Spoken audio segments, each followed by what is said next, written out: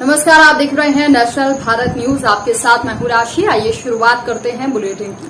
नसरुल्लागंज में अखिल भारतीय विद्यार्थी परिषद नगर इकाई के नगर अध्यक्ष शुभम पवार के नेतृत्व में विद्यार्थी परिषद के द्वारा शासकीय महाविद्यालय नसरुल्लागंज की अव्यवस्थाओं के मद्देनजर रखते हुए 6 सूत्रीय मांगों को लेकर अनुविभागीय अधिकारी राजस्व दिनेश सिंह तोमर के नाम तहसीलदार को ज्ञापन सौंपा गया। वहीं ज्ञापन में बताया गया कि कॉलेज में अव्यवस्थाएं हैं, समय पर क्लासेस नहीं लग रही हैं, कुछ क्लासेस खाली हैं, प्रोफेसर समय पर महाविद्यालय नहीं पहुंच रहे। इसके साथ ही विद्यार्थियों को यदि प्रोफेसर से कोई कार्य रहता है तो उनके द्वारा असंतोषपूर्ण जवाब देने के साथ ही विद्यार्थियों को अकारण परेशान किया जाता है। इसी के साथ महाविद्यालय में और भी अव्यवस्थाएं फैली हुई हैं, जिसका जल्द से जल्द निराकरण किया जाए, अन्यथा विद्यार्थी परिषद शक्ति आंदोलन के लिए बाध्य होगा। महोदय जी, उपरोक्त विषय अंतर्गत निवेदन है कि विगत कुछ दिनों से महाविद्यालय में सभी क्षेत्रों में अव्यवस्थाएं देखने को मिल रही है, जिसमें विद्यार्थियों को दैनिक शिक्षा और कार्य की व्यवस्था में समस्या उत्पन्न हो रही है। अखिल भारतीय विद्यार्थी परिषद आपसे इन बिंदुओं पर संज्ञान लेने के लिए निवेदन करता है। पहला है कि कॉलेज में कट्टरता फैलाई जा रही है, जिसमें प्राचार्य महोदय के द्वारा प्राचार्य कक्ष से सरस्वती जी की जो मूर्ति थी और साथ ही कुछ महापुरुषों की मूर्ति को हटाया गया था। साथ ही अतिथि विद्वान मीर एजाज अकरम विगत 2 या 2.5 महीने से महाविद्यालय में नहीं आए हैं, जिससे विद्यार्थियों की पढ़ाई भी प्रभावित हो रही है।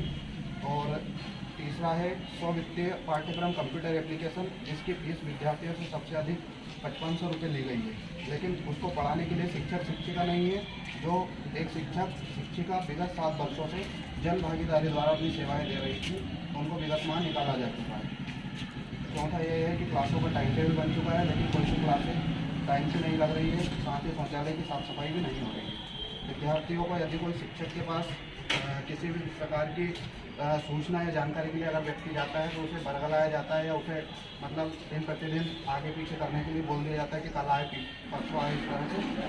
और कॉलेज के सामने जो कई वर्षों से पिछली बार भी हमने ज्ञापन में उसको मेंशन किया था कि कॉलेज के जो सामने ग्राउंड है उसमें विगत 2-2.5 साल से ज़्यादा पानी भरा रहता है पूर्ण रूप से एक ग्राउंड टाइप में, तो उसकी व्यवस्थाओं को देखने के लिए उसमें बीमारी का खतरा और सुंदरता कम हो रही है कॉलेज की।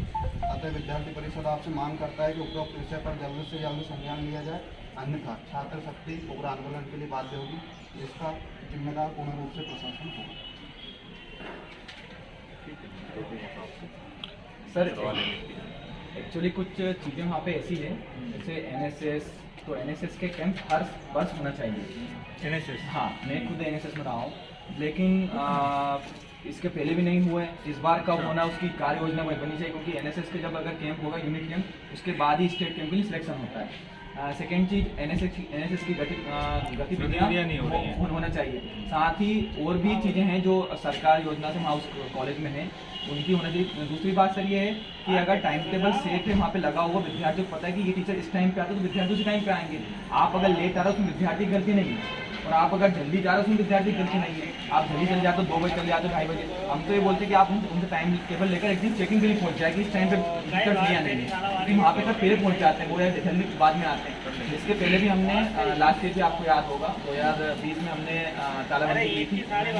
हाँ, तो वो सर से वहीं पे आए थे, एसएम सर को वहीं बुलाया था हमने, और प्रशासन आया था, वहीं पे हमने उनको पूरी अवगत करवाया था। तो तालाबंदी सर अभी के लिए हम इसलिए कम आए हैं, और अभी आपको बताने कि तालाबंदी होना उसकी पढ़ाई पे 1 दिन का इफेक्ट पड़ेगा, पूरा 1-2 दिन का इफेक्ट पड़ेगा। तो हम चाहते हैं कि आप उसको संज्ञान में लें और पूरी समस्याओं को सोल्व करने के बाद आप हमें बिल्कुल अवगत करवाएं।